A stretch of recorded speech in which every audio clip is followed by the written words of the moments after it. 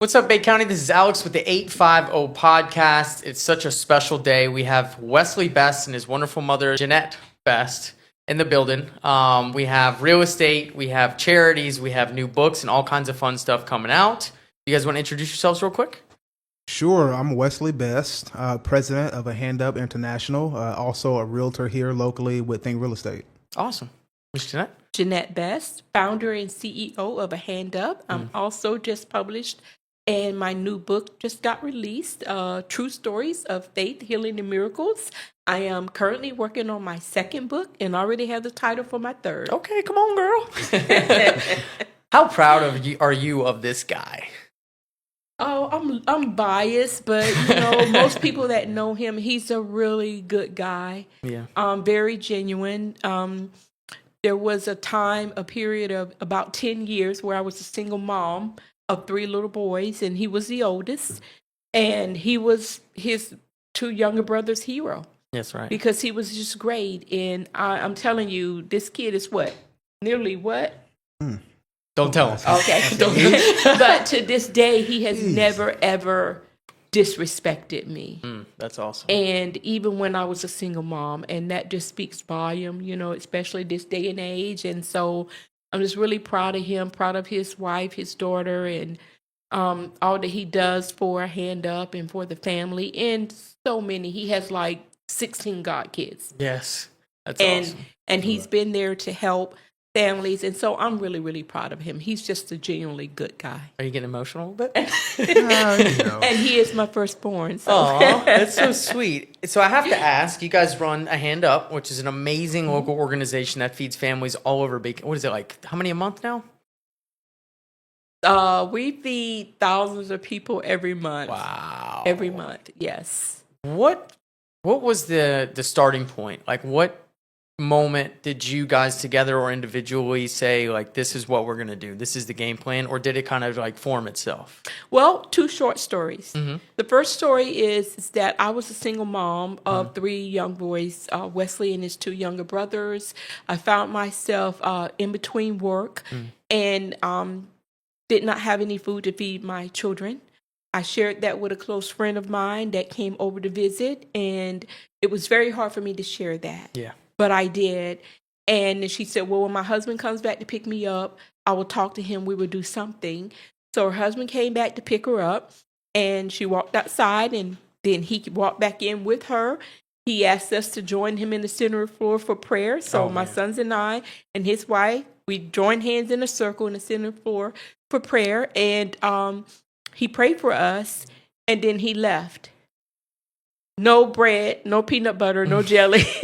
Sometimes prayer is the only thing you need because there's power in it, and it is the bread and all the things. And it's always awesome, but in that case, it was not, because I had 3 little boys looking up at me, and so I stood in the middle of the floor, and I just didn't know what to do. But my mom was a woman of faith, and I just said, I just trust you. Yeah. So his little brother came in and said, well, I'm hungry. And I said, well, just go back and play. We'll have something.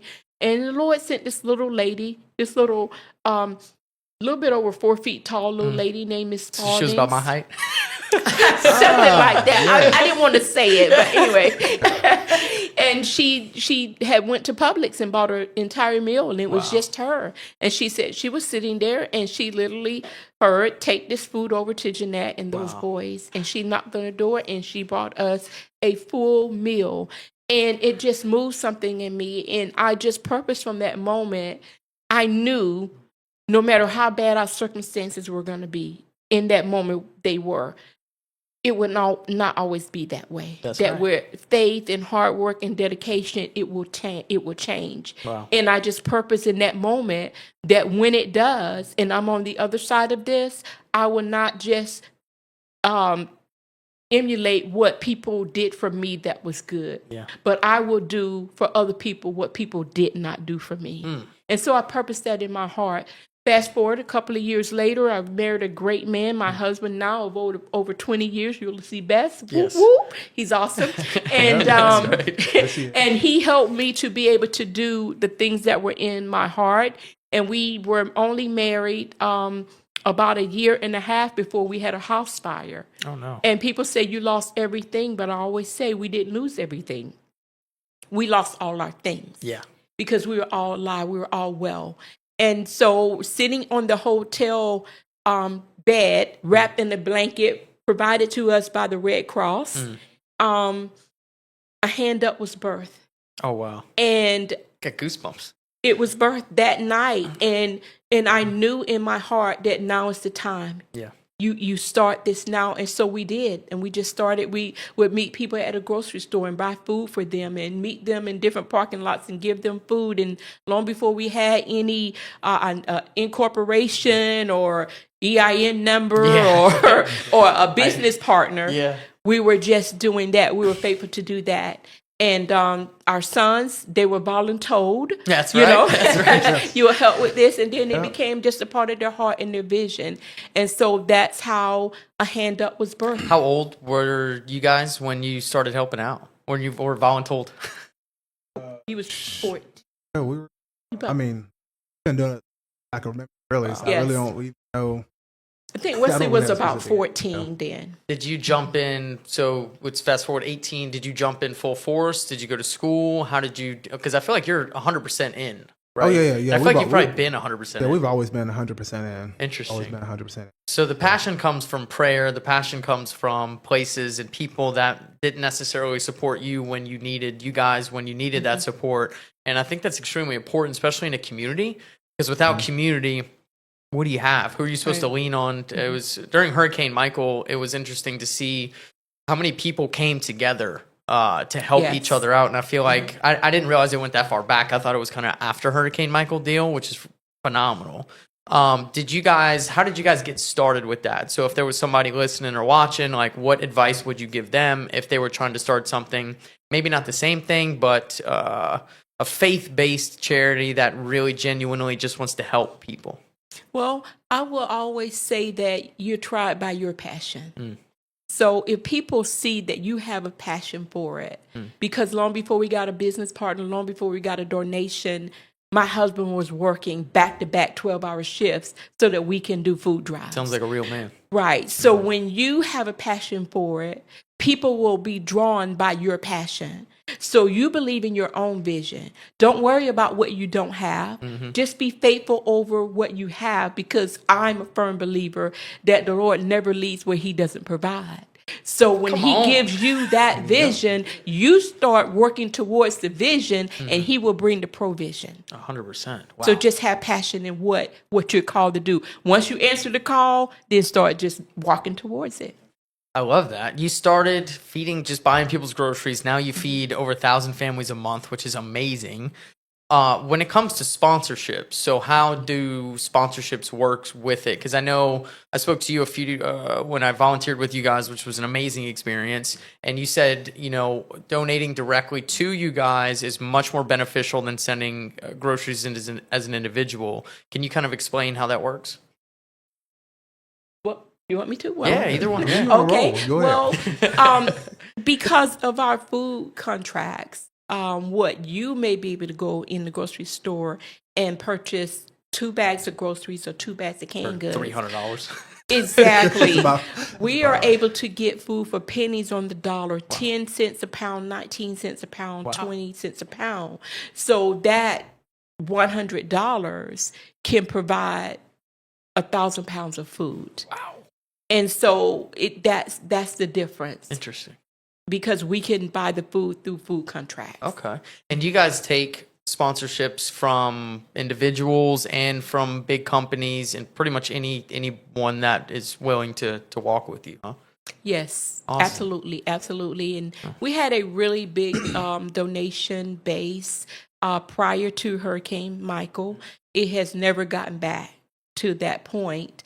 And then we had COVID, and then inflation. So I think a lot of people are Three-piece just combo. exactly. On the side. A lot of people are kind of nervous, scared about different things that are going on, and so we really don't have that donation base like we have, but we've never had to close the doors. Awesome. Yeah, the county needs you guys.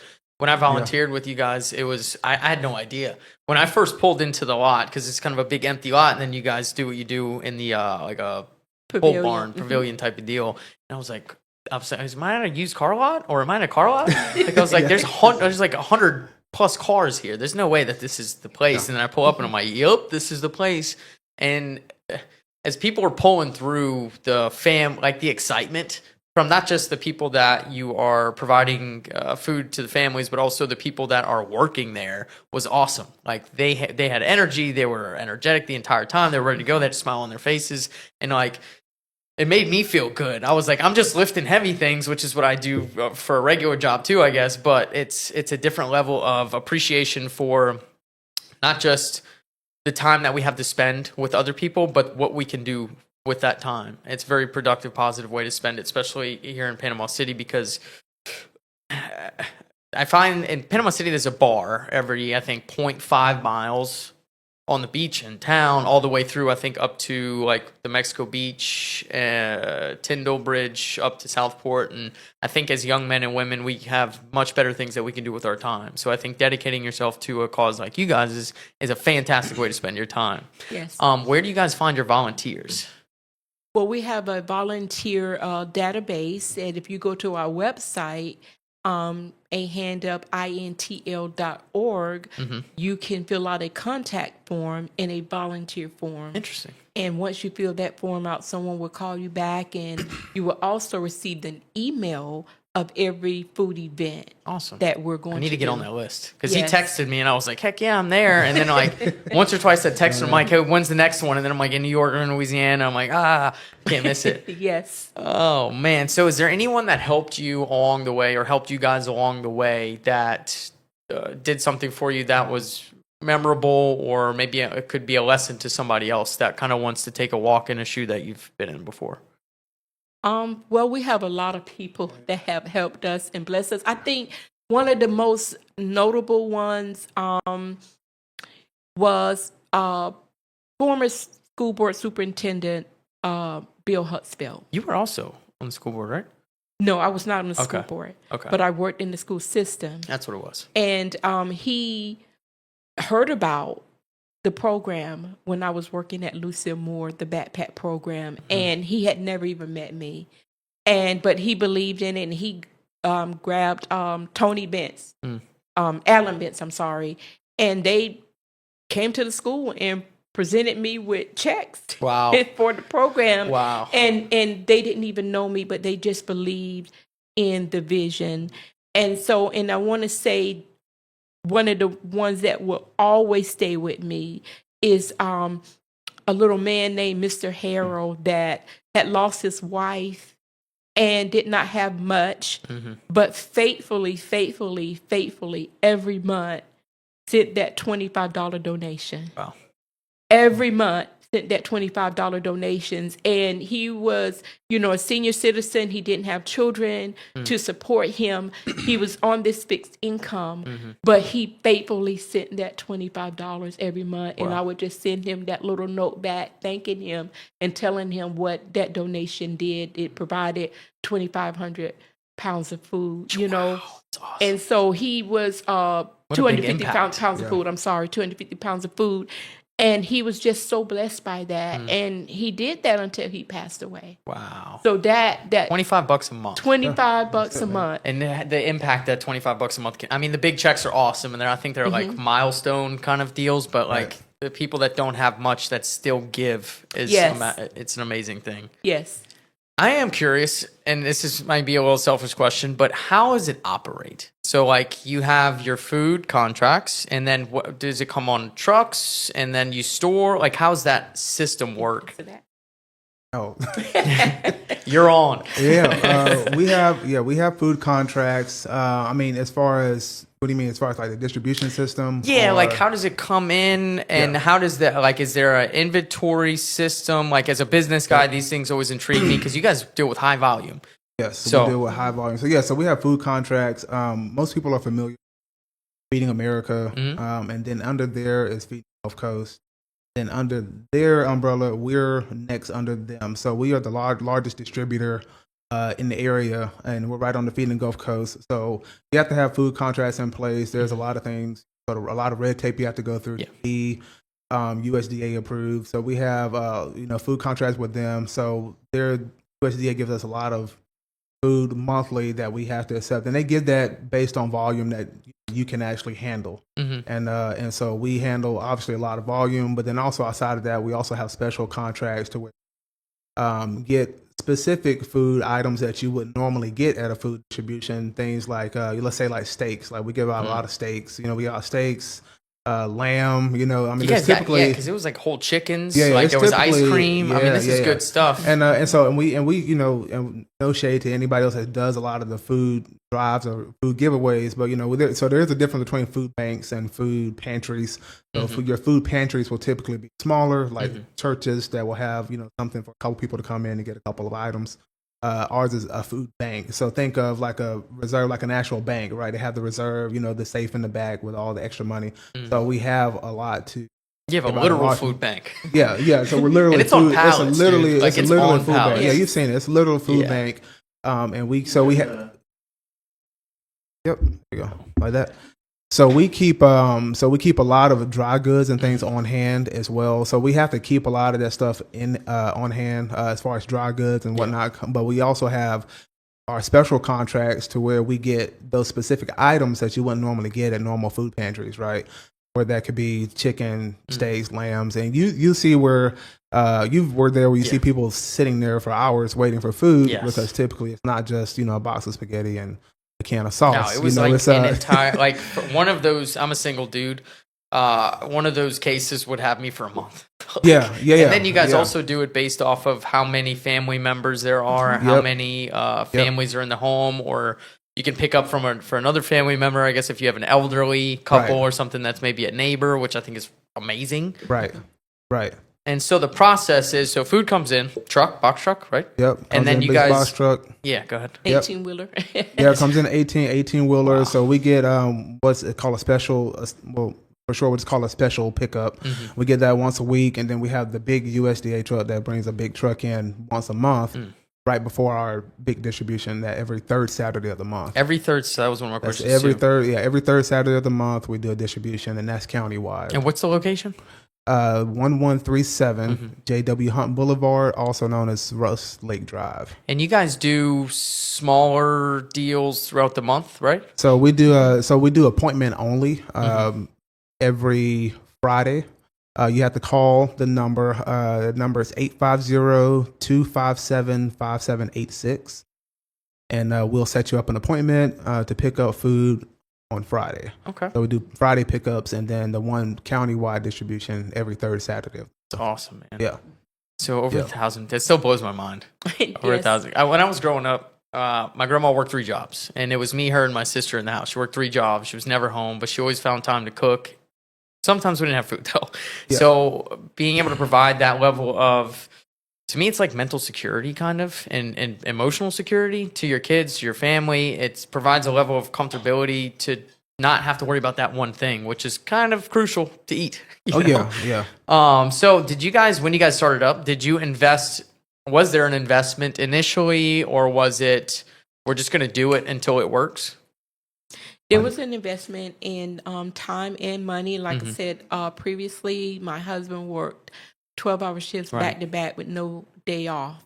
And so he would provide the money because it used to be a food distribution. We had mobile distributions before we had a building. So we would get 5,000 pounds of food, 10,000 pounds of food delivered to a high poverty area. And we would distribute that food in about 2 hours. Wow. And at that time, it cost $500 to do that. So my husband paid for many of those, and our family paid for many of those before we ever had a business partner. And even since donations have been down through everything that has happened, our family, the reason that we've been able to keep the doors open is because our family pays for it. When there's no donations, when there's no business partners, our family pays for it. And so we just, when you're called to do it, He'll see you through it. That's so right. Just keep moving. My brother always says, he says, if it's his will, it's his bill. That's right. That's right. Yes. Is there any reason in particular you feel like donations are down? Is it a marketing thing, or is it just people's uncertainty of what the future may hold, or what is you guys' opinion? I believe it's a combination. Yeah. We are really great with getting the word out to the people that need us and need the food. However, we have not been so great at pushing ourselves and saying, advertising, because we're so busy doing the work that we don't really promote ourselves. And so we're trying to get better at that. Work. We're trying to get better at that, but we do spend a lot of time, serving the families. And not only do we provide appointments every Friday and a countywide distribution the third Saturday every month, but in between all of that, we have organizations that we provide food for. Oh, wow. That we feel that no one can do it all, but if everyone does something, no one has to go without. Well, we have churches and we have other organizations that we provide food for them to be able to serve in their demographic. And so it's always, the ball is always rolling with the food. It doesn't stop. And so that the answer to that question is two-part, because we haven't really done a good job of promoting ourselves because we're so busy with the hands and feet of it. Tens of thousands of pounds of food a month. I couldn't imagine the inventory, stock, distribution, volunteer tracking management. the numbers. It's a lot. Yeah. And so also the other part of that is that I really believe in talking to so many people. Yeah. People are a little bit nervous about the economy. Yeah. They're nervous about change. They don't know what's going to happen. So I think people are just trying to hold on to what they have. Yeah. Now, is there like a monthly subscription? Can you do that like a donation style? Like if I wanted to do like 25, like your guy did $25 a month. Is there like on the website, is there a monthly subscription thing where you can go on the website, type in, I want to do $30 a month every month, and then I can cancel at my own leisure? You can. You can go onto our website and securely donate, and it will give the option of one time or monthly, however you would like to do it. And then if you would like to stop that, then you just send an email to stop it the month before. It's easier than it is to cancel a Netflix account. Absolutely. Or a gym account. They have so many hidden, Planet Fitness, I've been trying to cancel them for like 6 months now. I'm like, I don't go there anymore. I haven't been there. I travel too much, and I lift heavy. I drop my weights on the mat. You know what I mean? Right. And then the alarm goes off. I'm like, this is ridiculous. I can't bring a gallon of water in. And it took me 9 months to get that cancel at Planet Fitness, and I wasn't even going. Jeez, yeah, that's my problem. I spend my membership $60 in my new gym. Anyway, and what is the what's the feedback from the community? Good, bad, in between? Have you? Yeah, that's a good start. Feedback from the community as far as the organization. It's always great. I mean, we always had great. I think it's funny because a lot of people, we still get a lot of feedback to say, "Oh, we didn't know you did this." Yeah, and, I had no idea. And i.e.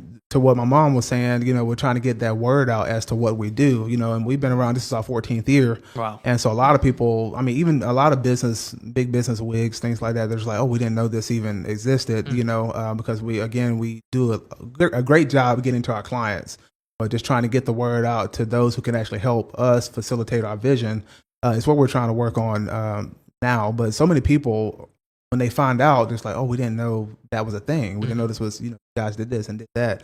And most people don't even realize, but we actually, a lot of the bigger organizations that you've heard of around town, we actually help with them, Rescue Mission, Gulf Coast Children Advocacy Center. Wow. Right. So a lot of these places that the names of, behind the scenes, we've done a lot of things food-wise to help facilitate what they do as well. So, so we have our footprint is there. Yeah. This, it's, well, welcome to hopefully the 850 but podcast. Hopefully 850. But the community is always great, especially when they find out about it. So nice. Yeah. Is there any? Have you guys ever got negative feedback? We all have. I think. Oh, of course, man. How do you handle and manage that? We just listen. It's 1 out of 20. It's 1 out of 20, man. Because it's just like, as you in business yourself, you're going to get that one that you just can't. And there's some that are just going to complain no matter what. You guys are dealing with hundreds, and we're thousands dealing of with, people. because also, man, sometimes you got to realize sometimes you're dealing with not just people, but you're also dealing with, a mindset sometimes, because not everybody is thankful, grateful. Yes. I mean,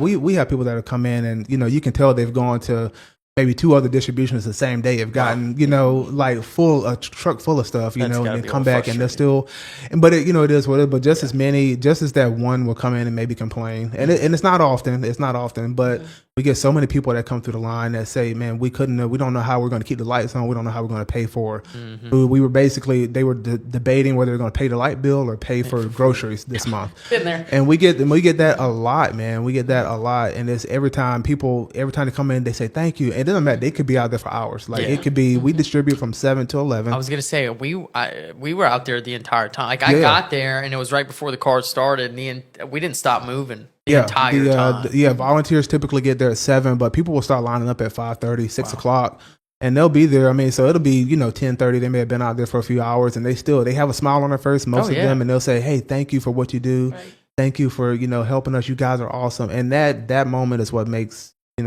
what we do worth it.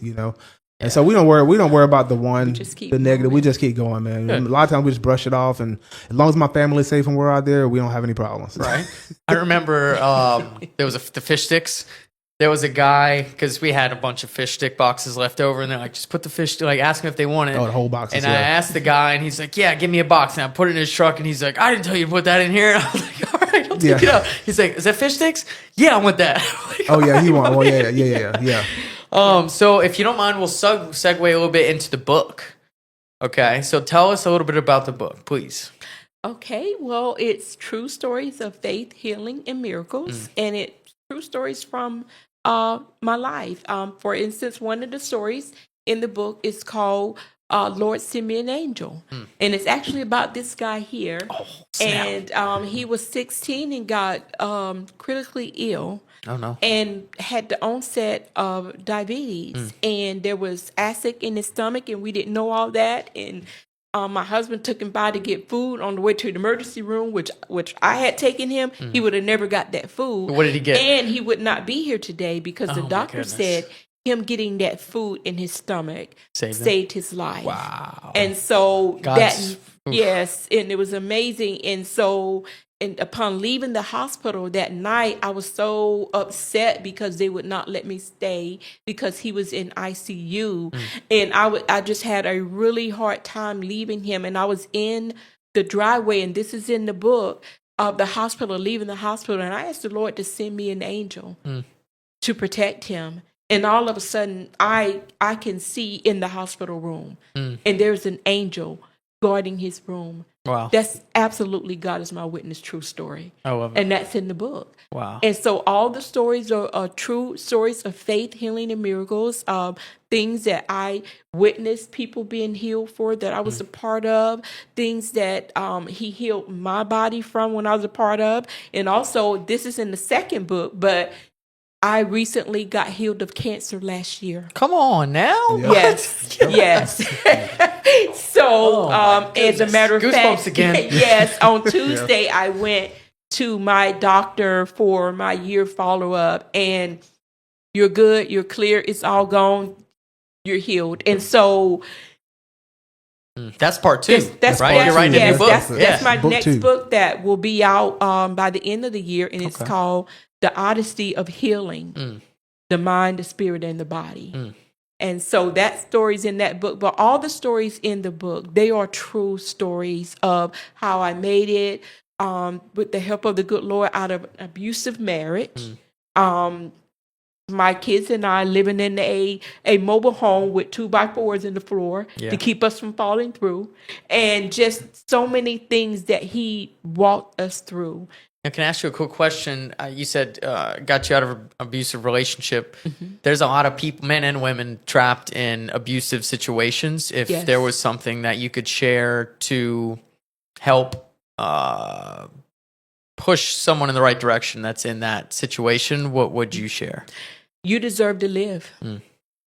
You deserve the goodness of God in the land of the living. And if you are in a situation that your life is being threatened and your children's life are in danger, You deserve to get out. There are people that can help you, but just know that's the first step, is knowing that you don't deserve the abuse. So it starts internally. It starts internally because you may not have anyone to cheer you on, but if you know that you deserve to live, you know that your children deserve a better life, because you may not have seen it. I never seen a marriage in good order, in good relationship, but I knew that it existed. And I knew that if I did not get out of that, I was going to produce 3 more men that were going to be exactly like him. Wow. And I could not in good conscience do that to another woman's daughter. Yeah. And so I prayed. You were looking towards the future. Wow. Yes. I said, I know you can help me.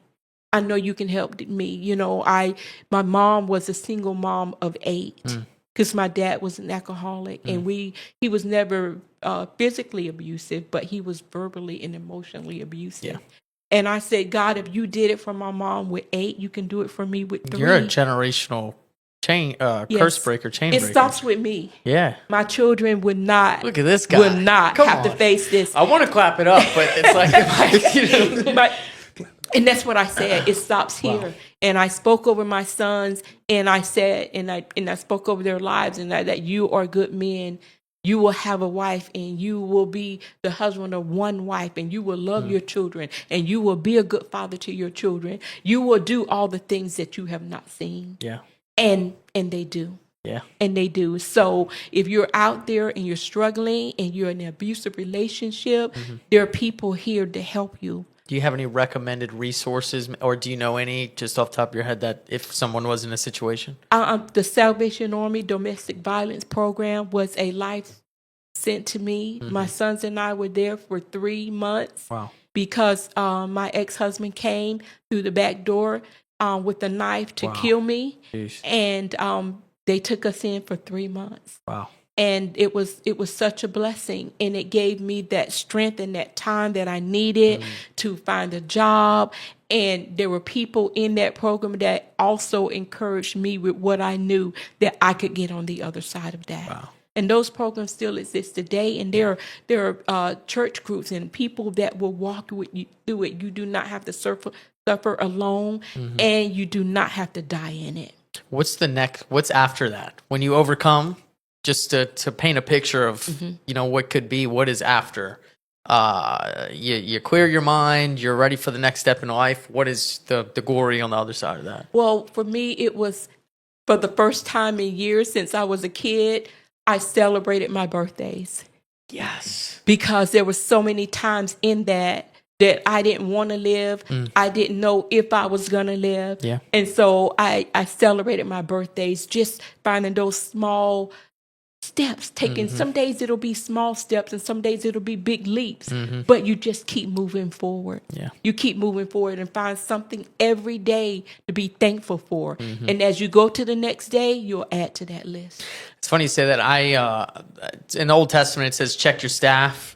And what they used to do is when they had victories, they would mark their staffs. And I tell my friends and associates that aren't doing so well and maybe made the wrong decisions over time, check your staff, dude. Like, that's you good. Made your bed this morning, right? Okay, that's a win for the day. Yeah. If you beat the sun up, that's a win for the day. If you got out of bed, that's a win for today. And it just kind of compounds on itself until there's victory every single day. Absolutely. And then it makes your losses not so hard because you know you have victory somewhere in there. Yes. So the purpose behind the book was really to just share some amazing, amazing things. Wesley, let's talk about real estate. What you got? How is it in Bay County right now? What does the real estate market look like? Is it a good time to buy? Is it a good time to sell? Man, there's a saying that says 5 years ago was always the best time to buy. That's right.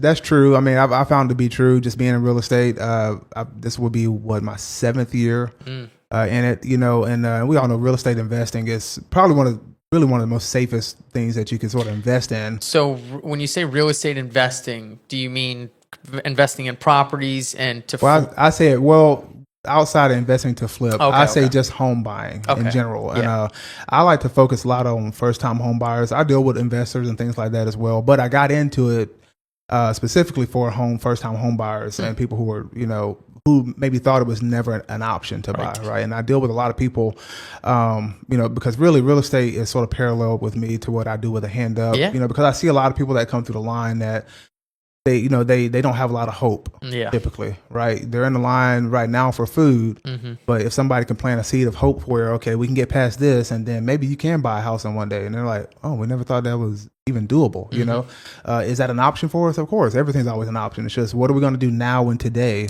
to better your future for next year and the year after that? Because and God, God's will be done, if it's his will, in 3 or 4 or 5 years, 10 years, you'll still be alive. And where you're going to be at that point in your life. What things could we do today, obviously, to help us transcend our future, what I mean?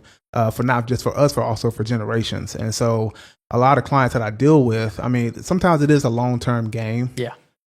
Because we get into talking about first home buying as a first-time home buyer. But then I start teaching them how that works as far as in real estate investing goes, right? Because you're going to pay to live somewhere. That's why I tell all my clients, you're going to pay to live somewhere, right? And you can have somewhere pay to live. Yeah, exactly. So you're going to pay to live somewhere. So why not be taking that step and, increasing your future, investing into it? Because that's really what it is when you buy a home, even if it's just for you to use as a homestead. Right, you are investing into your future, whether you don't see it right now. So most people, honestly, the mindset is when they do buy their first home, it's because a lot of people are, I'm tired of paying rent, So it's just it's one step, it's one little mark right on their staff, like this is victory. But then I'm like, okay, hey, we bought your home, great. Now what are we going to do for the next 5 years? Let's get a quiet 10 years, let's get a quiet place. Let's take this home equity that we've been in this house for 5 years and do this with it and blah, blah, blah. And they're like, oh, I didn't know that was a thing, So a lot of times it's just a lack of information and knowledge of as far as what it can be done. So, and there's a lot of negative connotation when you deal with a certain class of people, right, that they don't know about home. There's a lot of negativity with it first. So there's a lot of fallacies that have to be broken first. Right. And then we get in. I mean, there's clients that, they've got a 400 credit, I mean, like, they're just like, dude, we can't buy a home, and then I'm like, okay, well, let's do this. Let's start credit repair. I mean, and so before we even get into. So you guys do, not to interrupt you, but you do full top to bottom with some of these clients. You do credit repair, moving up to financing, moving through the buying process, land acquisition, whatever needs to happen. So you do the full deal. I didn't know that. I do the full. So not everybody. So real estate, as being a realtor, we're our own business, right? Okay. So every realtor has what they will and will not do, right? And things that, certain clients that they'll deal with, certain ones. And I've had real estate agents tell me, hey, if it ain't 350 or above, I'm not dealing with the client, and that. I have a lot of friends like that, unfortunately, and I love them to death, but I'm like, and that, and for me, I'm like, I don't even get offended by them. I'm just like, hey, if you're not going to deal with them, send them to me. You know what I mean? Because I love helping people. A lot of my consultations with first time home buyers, I mean, it could seem like if they were in front of another realtor, that realtor be like, man, they're like forever away from buying a house, right?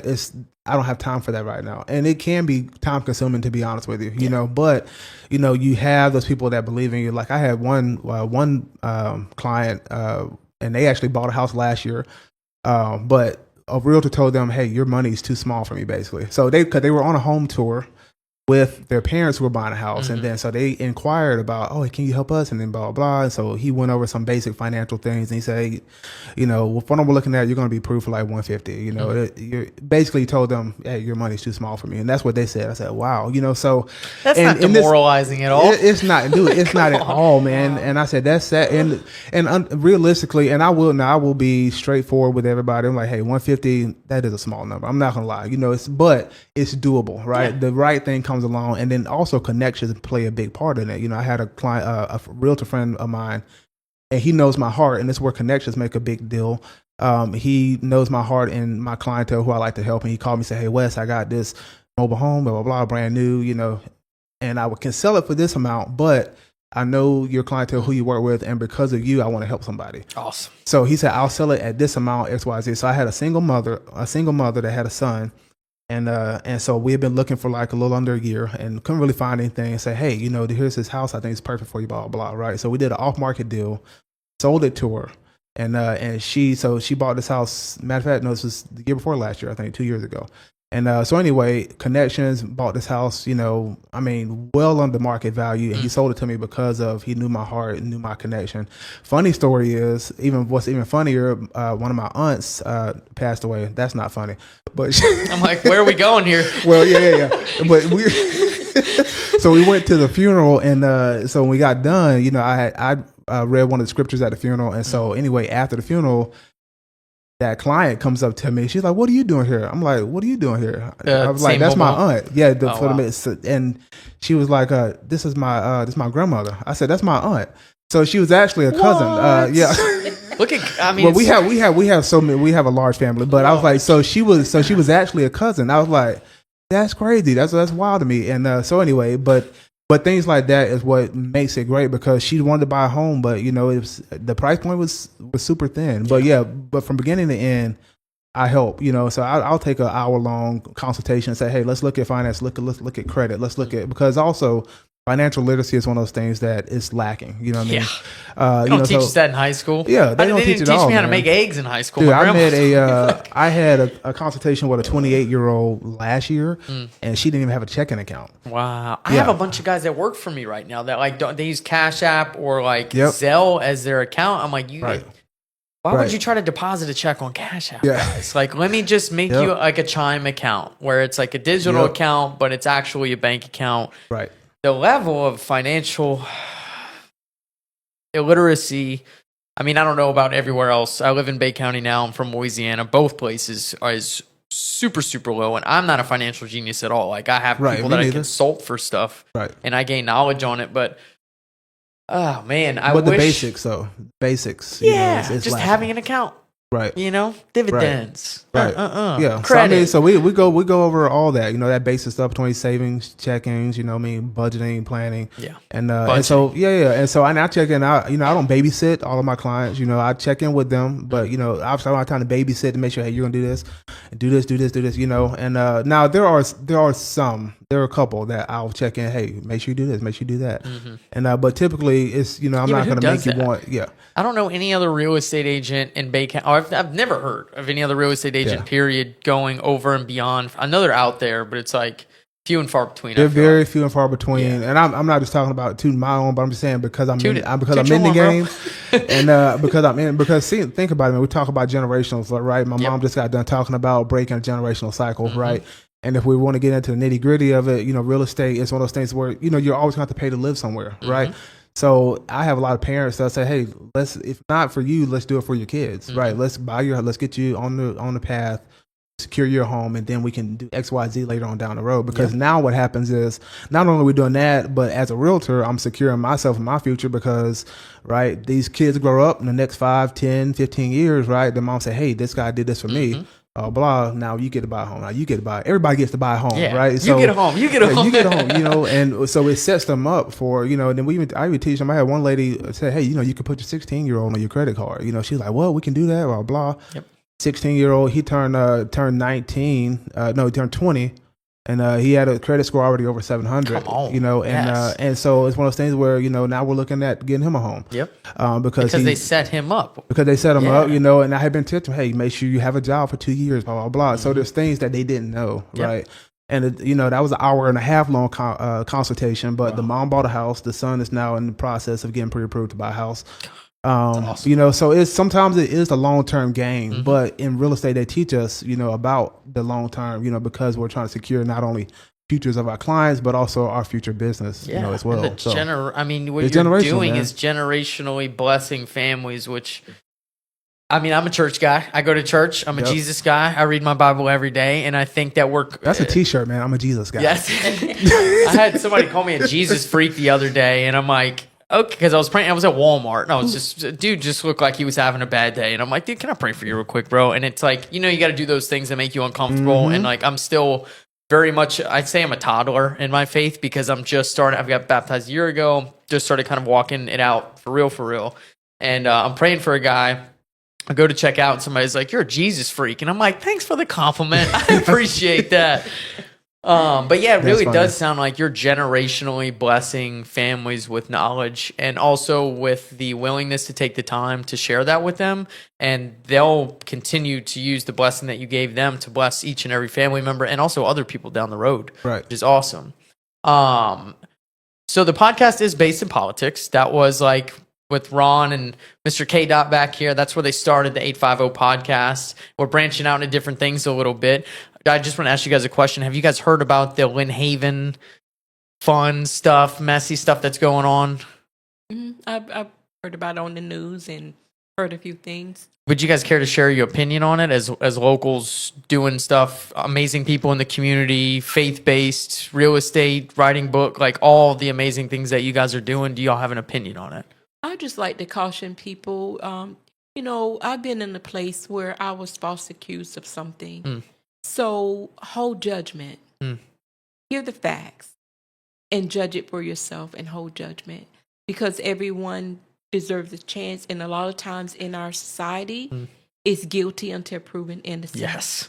So withhold judgment and don't judge anyone else more harshly than you would judge yourself. And that's my take on it. I like it. I agree with that 100%. Yes. Mr. Best? That's my take, man. I like it. The biggest thing, man, too, is just like the facts, man. Yes. I mean, there's just, as we know, social media is, I think we were talking earlier, or we speaking before we started the podcast, where it's social media is great, but then it's also, it can be just as bad as it is good. And that's with anything. There's pros and cons to everything. Yeah. But facts is one of those things where a lot of people don't do fact checks. They go based off of what he said, she said. Well, that's what's opinion going of my friends, and that's literally what's going on. So it's like, man, if you, But it's not just he said, she said. It's from 4 years ago. Yeah. I'm like, dude, I can't remember what I ate for lunch last week. You want me to remember a conversation from 4 years ago? Right. I don't know. That's just my take. Yeah, man. But yeah, thank you guys so much for coming on. Do you guys have anything else that you want to share that you have upcoming? Where can we find your book? Let's do that. Yes. All platforms, Amazon, Barnes & Noble, Books A Million, TBN, Trilogy was my publisher, so you can also get it on their site. We have some other amazing things coming out, some things launching with the social media, doing a lot of giveaways and different things. So also get the book, read the book, do a review for it. That's right. Yes, please do a review. Yes. And as far as all charity. A hand up, visit our website. So say all hands up. A hand up. All hands up. We could do that. All hands up. A hand up, intl.org, and you can get a wide insight of what we do and who we are, and sign up to be a volunteer. We can always use great volunteers to come out and help us serve the people. And if you're in need, we don't give a hand out, we give a hand up. Oh, so come and let us bless you. I like that. Mr. Also Best? check also check our Facebook page too. We have a lot of content on there. We're working on putting more content, being more consistent with that. But there is plenty of content on there. Well, if you want to see sort of how it works and it's great. I do. So I typically always like to debunk any fallacies or any false pretense anybody may have about the clientele that we have. Just because we're trying to get our word out, right, to get more sponsors. Right. And I only say this because I've encountered this with a couple of people. As a matter of fact, so I was telling somebody that I have said, hey, I got to go we got a food drive coming up, blah, blah, blah, and I got to go. I got to get ready for that, And so this guy, he, pretty well to do, and he's up there in the community, sort of. And so he's like, well, he said, okay, man. He said, well, yeah. He said, you go, I'm gonna let you handle that. He said, because I'd get out there and tell people to get a job, blah blah blah, right? And so, man, it always stuck with me, and I'll segue in real quick. So, I mean, real estate to a hand up, I see all sides of the economy, and all sides of the social statuses, right, from low class to middle class to upper class, right? And so, I don't down anybody that wants to or who doesn't have the time, right? Because as businessmen, right? Because there's a different mindset. I have 9 businesses. I got time. Yeah, so but see, that's different, right? So not everybody's in that mindset that you are, right? So between lower class to upper class, right? The mindset is different. We all know that, right? So typically your upper class, is like, well, my time is better suited, doing this elsewhere, making more money, right? So that type of people typically would rather write a check. And we love that. Matter of fact, if you're that type of person, you love because reality, right? We have the philanthropist people that love what we do, and I'm encountering that more and more. They love what we do, but they just don't have the time, right? Mm-hmm. And that is totally fine. We're not actually come out in low boxes in 90-degree weather because it takes a certain mindset to do that. You probably don't have time. 96 on Saturday. On Saturday, and it could be rough, but they don't mind writing a check to it, writing a check for it. So, but to those where they had that mindset where like the clientele that we serve are bums, that is totally false. We have, like we said earlier, we had Hurricane Michael, then we had COVID, then we had inflation, right?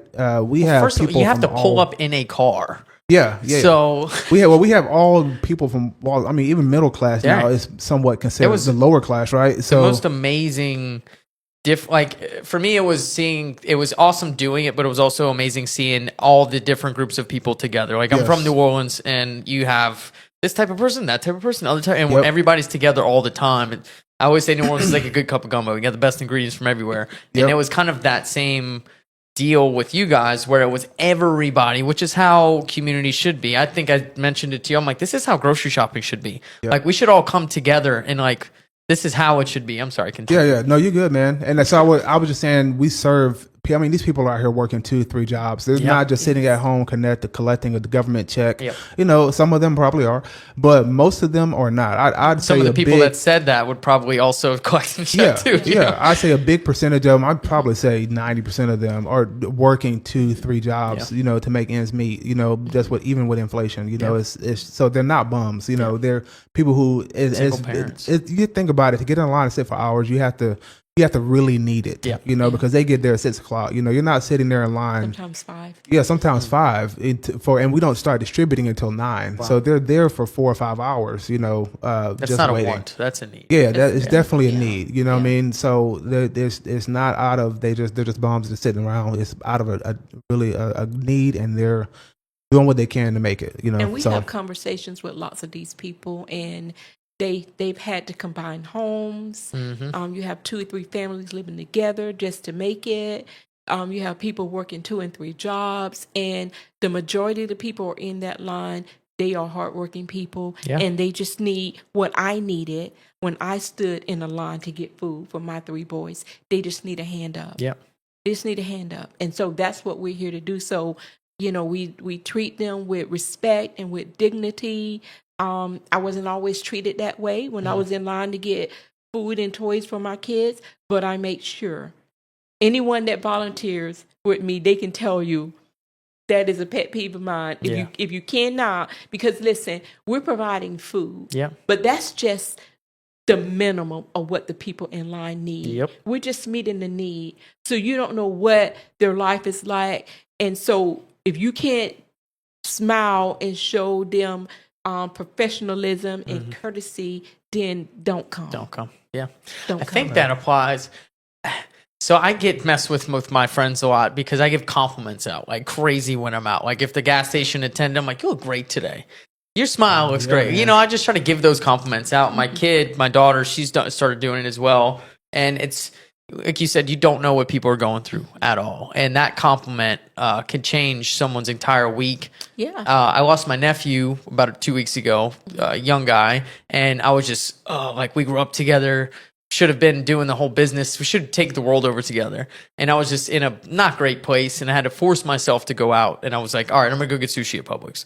I go to Publix and this guy's like, dude, your shoulders look great, bro. Like he's a gym dude, and I'm like, thanks. You know what I mean? And I just needed that one compliment to push me through the heartache that I was going through. So I think that's an extremely powerful thing. Yes. And thank you guys so much for what both of you guys do in the community, not just the charity, not just real estate, but sharing your stories as well and coming here and sharing your stories with us today. Thank you for having us, man. Thank you. We appreciate it. Yes.